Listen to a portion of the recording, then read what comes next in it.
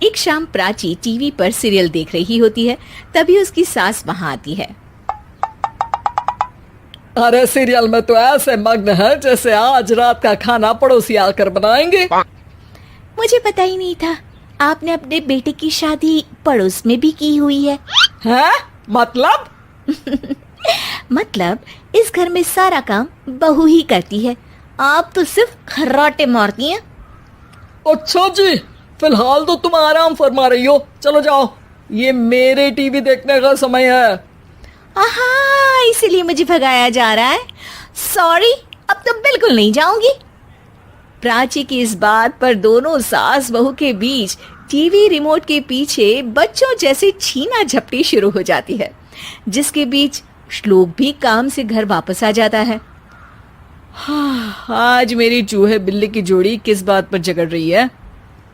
अरे तेरे बीवी मुझे टीवी ही नहीं देखने दे रही। अरे तुम्हारी मम्मी मुझे खाना बनाने के लिए फोर्स कर रही है। अरे वाह, ऐसे बेतुके रीजन पर तो बच्चे भी झगड़ा नहीं करते। अरे मुझे कुछ मत बोल, सब इसने ही शुरू किया है। हाँ हाँ, जैसे आपके बहुत दूध की धूली है ना। अरे बस, दोनों चुप। प्राची जाओ, खाने की तैयारी करो। और माँ तुम छोड़ो, तुम्हें क्या बोलूं, शांति से अपना सीरियल देखो, मुझे दोबारा लड़ने की आवाज सुनाई नहीं देनी चाहिए। ऐसा बोलकर श्लोक वहां से चला जाता है, जिसके पीछे पीछे प्राची भी कुछ न कुछ बड़बड़ाते हुए रसोई में चली जाती है। हाँ हाँ, सासू जी को तो कुछ बोलेंगे ही नहीं, बस मुझ पर ही हुक्म चलता है, खाना बनाओ, जैसे मैं इनके घर में खाना बनाने के लिए आई हूँ। इसी तरह शाम बीतती है और रात को श्लोक और प्राची की सास खाना खाकर सोने चले जाते हैं, लेकिन प्राची गुस्से में कुछ खाए बिना काम में ही लगी रहती है। इस घर में किसी को घंटा फिक्र नहीं पड़ता, मैं खाऊं या भूखी रहूं। प्राची कुछ देर के लिए रसोई से बाहर जाती है और जैसे ही वापस आती है तो वहां दूध का भरा ग्लास देखकर हैरान रह जाती है। फिक्र पूरी है, बस दिखाना नहीं है। प्राची दूध पीकर सोने चली जाती है और अगली सुबह एक बार फिर सास बहू का कार्टून नेटवर्क स्टार्ट हो जाता है। ये तुमने ही किया है। अरे अजीब जबरदस्ती है, मैं बोल रही हूँ मैंने कुछ नहीं किया। दोनों ने मिलकर पूरे घर को पागल खाना बनाया हुआ है। यहाँ कोई नॉर्मल इंसान तो रह ही नहीं सकता, इसीलिए अब पड़ोसी क्या रिश्तेदार भी घर आने से कतराते हैं। और सुन बेटे, तू भी चंगा, तेरी माँ भी चंगी, तेरी बीवी भी चंगी, रिश्तेदार। हाँ जी, आपको नहीं पता क्या, गंगाधर ही शक्तिमान है, रिश्तेदार ही। हाँ हाँ, बस समझ गया।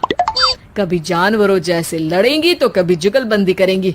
भाई मैं आप दोनों के बीच में नहीं फंसना चाहता। सास बहू की इस मन मौजी जोड़ी से परेशान होकर श्लोक अपना सिर खुजलाता वहां से चला जाता है। चलो अब मैं भी कीर्तन में जा रही हूँ। इस पर जैसे ही सास कमरे में अपना पर्स लेने जाती है तो वहां नाश्ते की प्लेट रखी देख मुस्कुराने लगती है और नाश्ता करके घर से बाहर निकलते हुए कुछ पैसे टेबल पर रख जाती है, जिसके कुछ देर बाद सिलेंडर वाला घर आता है। ओ मोरी मैया, मैं सिलेंडर के बारे में तो बिल्कुल भूल ही गई थी। घर खर्च के सारे पैसे भी मम्मी के पास है और श्लोक से बोला तो उल्टा 4 बात सुनाएंगे। प्राची ये सोच ही रही होती है कि अचानक उसका चेहरा चमक उठता है और वो घर में आकर इधर उधर देखने लगती है। तभी उसकी नजर टेबल पर रखे पैसों पर पड़ती है, जिन्हें वो सिलेंडर वाले को दे देती है। ये सब श्लोक देख लेता है। अच्छा बेटे, इतना बड़ा घोटाला, सबके सामने मैं तेरी दुश्मन और पीठ पीछे तेरी मेरी यारी। इस पर श्लोक एक प्लान बनाता है और शाम को सब एक साथ बैठे होने पर बोलने लगता है। माँ, तुम दोनों की बहुत लड़ाई होती है, इसलिए मैं सोच रहा हूँ कि प्राची को उसके घर छोड़ाऊं, इससे वो भी खुश रहेगी और तुम भी। अचानक श्लोक की ये बात सुनकर सास बहू शौक से उसकी तरफ देखती हैं। अरे ऐसे कैसे घर छोड़ाओगे, मुझे कहीं नहीं जाना। अरे तुमने बोला नहीं पर मैंने सुन लिया, तुम्हें मम्मी के साथ रहना अच्छा नहीं लगता, मुझे पता है। अरे वो, अरे जब बहू खुद कुछ काम बोले तो वो तुझे सुनता नहीं, और अब जो इसने बोला ही नहीं वो तू समझ गया। जब उसे नहीं जाना तो फिर जबरदस्ती क्यों कर रहा है? अच्छा, फिर आपको मौसी के घर छोड़ाता हूँ, बस अब आप दोनों एक घर में एक छत के नीचे नहीं रह सकती। मैं इस टॉम एंड जेरी की जोड़ी को और नहीं झेल सकता। है? ऐसे कैसे नहीं रह सकते? तुम्हें इतनी दिक्कत है तो तुम्हारा बोरिया बिस्तर पैक कर देती हूँ, लेकिन मम्मी जी कहीं नहीं जाएंगी। बिल्कुल यही सुनना था मुझे। अगर दोनों में इतना ही प्यार है फिर हर वक्त ये लड़ाई का नाटक क्यों करती हो?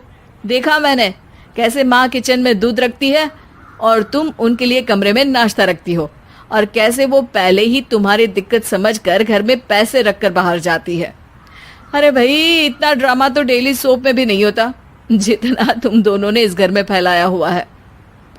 तू हमें टॉम एंड जेरी बोलता है ना, तो याद कर वो दोनों भी एक दूसरे को बाहर वालों की बुरी नजर से बचाने के लिए हमेशा सबके सामने लड़ते थे, लेकिन अकेले में दिक्कत के समय मदद भी तो करते थे।